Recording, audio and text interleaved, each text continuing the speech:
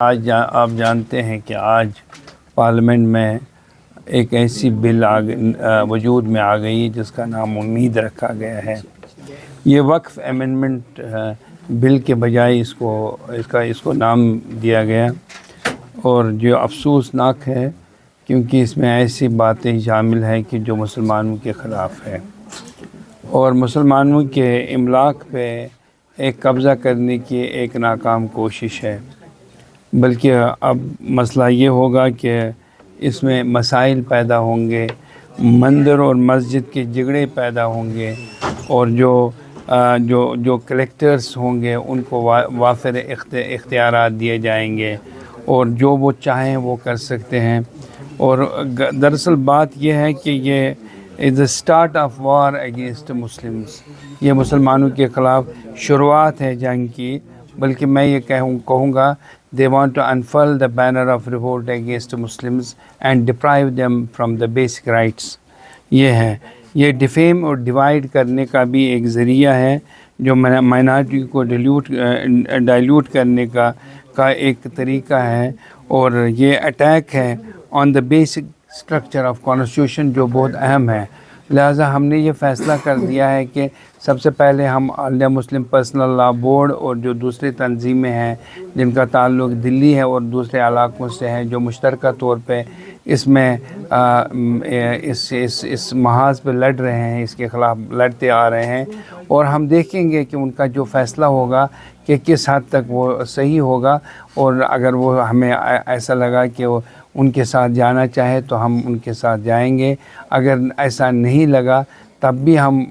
جو قانونی جنگ ہے وہ ہم لڑیں گے ان کے خلاف، یعنی اس بل کے خلاف، اور ہم یہ چاہیں گے کہ قانون سے ہمیں انصاف ملے، سپریم کورٹ سے ہمیں انصاف ملے، اور تاکہ یہ جو قانونی بل ہے، جو یہ بل آئی ہے، یہ قانون کی خلاف ورزی ہے، خلاف شکنی ہے، اور لہٰذا ہم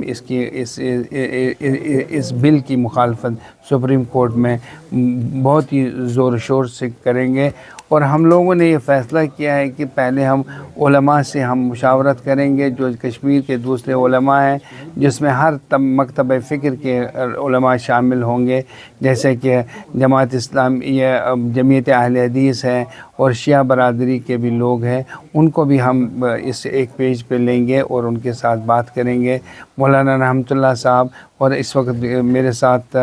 میروائز عمر فاروق بات کر رہے تھے، انہوں نے مجھ سے کہا کہ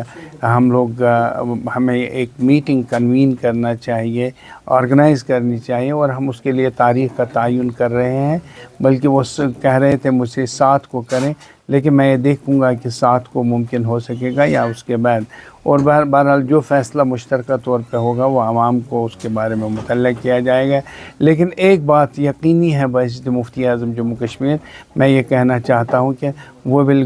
knock the doors of Supreme Court، ہم جائیں گے اور باضابطہ طور پر انصاف کے لیے ہم لڑیں گے، کوشش کریں گے، کیونکہ یہ مسلمانوں کے املاک کا سوال ہے، مسلمانوں کی جائیدادوں کا سوال ہے، اور یہ اس میں باضابطہ اب غیر مسلم لوگ بھی دخل اندازی کر رہے ہیں، اور اس وقت بل جس کو امید کا نام دیا گیا ہے، اصل میں یہ نا امیدی کی ایک شروعات ہے، اور لہٰذا مسلمانوں کو ان جیسے ہتھ کنڈوں سے خبردار رہنا چاہیں۔ مزید ایسی باتیں آئیں گی جو مسلمانوں کے خلاف ہوں گی، اور میں یہ کہنا چاہتا ہوں کہ شاید نریندر مودی اور بی جے پی کو یہ معلوم نہیں ہے کہ ہندوستان کے مسلمانوں کی تعداد جو ہے وہ 22 کروڑ سے تجاوز کر چکی ہے اس وقت، اور لہٰذا ایک بڑی جماعت ہے، لہٰذا ان کے دوسرے لوگوں کے لیے اپیزمنٹ کے لیے ان لوگوں کو کسی بھی صورت میں پیچھے نہ دھکیل دیا جا سکتا ہے، اور نہ انہیں اگنور کیا جا سکتا ہے۔ ہندوستان کے مسلمانوں نے جو قربانیاں دے دی ہے آزادی کی تحریک میں اور آزاد ہندوستان کی تعمیر میں، اور اس کو حاصل کر اس کی انگریزوں سے کی غلامی کو ختم کرنے میں جو قربانیاں دی ہیں ان کو فراموش نہیں کیا جا سکتا ہے۔ ہندوستان مسلمانوں کا بھی اتنا ہی ہے جتنا RSS اور BJP کا ہے، لہٰذا ہندوستان کے مسلمانوں کو عزت نفس کے ساتھ رہنے اور بسنے کا جواز حاصل ہے، اور انہیں پورا پورا اس کا اختیار ہے. اس اختیار سے انہیں کسی بھی صورت میں یہ اختیار ان سے نہیں چھینا جا سکتا ہے. سچ ہی کب کہا. اب سے یہ کہنا چاہتا ہوں 288 کے مقابلے میں 232 لوگ تھے جو پارلیمنٹ کی نمائندگی کر رہے ہیں، جو پارلیمنٹ میں مسلمانوں کی نمائندگی کر رہے تھے. 232 ان کی ہیں. یہ کتنی تعداد مسلمانوں کی بنتی ہے؟ یہ کتنے، چلیے مسلمان نہیں اور دوسرے لوگوں کے، دوسرے طبقوں کے لوگ، دوسرے فرقے کے لوگ. 232 is a largest number, it's not a small number. آپ تناسب کے اعتبار سے دیکھیں گے، اس کا مطلب ہے کہ تقریباً 45% لوگ اس کے خلاف تھے. سپریم کورٹ کو یہ تو جاننا چاہیے کہ 45% لوگ جس بل کے خلاف ہوں، اس بل کی کو کیسے پارلیمنٹ لوگوں پہ ٹھوسا جا سکتا ہے. مسلمانوں کو متحد ہونا چاہیے. یہ نہیں ہے کہ یہ وہ دلی میں رہیں گے، ایک بٹیں گے، چھوٹے چھوٹے دڑوں میں بٹیں گے، چھوٹے چھوٹے